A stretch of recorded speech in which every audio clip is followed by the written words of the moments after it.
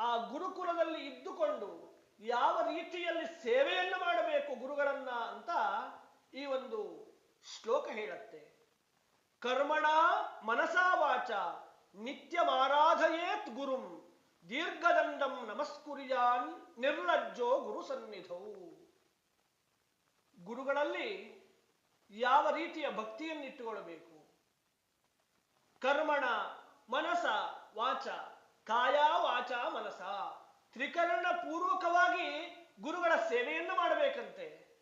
ಈ ಶರೀರ ಗುರುಗಳದ್ದು, ಗುರುಗಳಿಗಾಗಿ ಸಮರ್ಪಣೆಯನ್ನು ಮಾಡಬೇಕು ಹೇಳುವಂತಹ ಮನಸ್ಥಿತಿ ಮೊದಲು ಶಿಷ್ಯಂದಿರಿಗೆ ಬರಬೇಕು. ಗುರುಗಳನ್ನ ಒಳ್ಳೆಯ ಮಾತುಗಳಿಂದ ಸಂಬೋಧಿಸಬೇಕು. ಗುರುಗಳನ್ನ ಗೌರವ ಪೂರ್ವಕವಾಗಿ ಕಾಣಬೇಕು. ಈ ಎಲ್ಲವೂ ಕೂಡ ಮನಸ್ಸಿಟ್ಟು ಮಾಡಬೇಕು.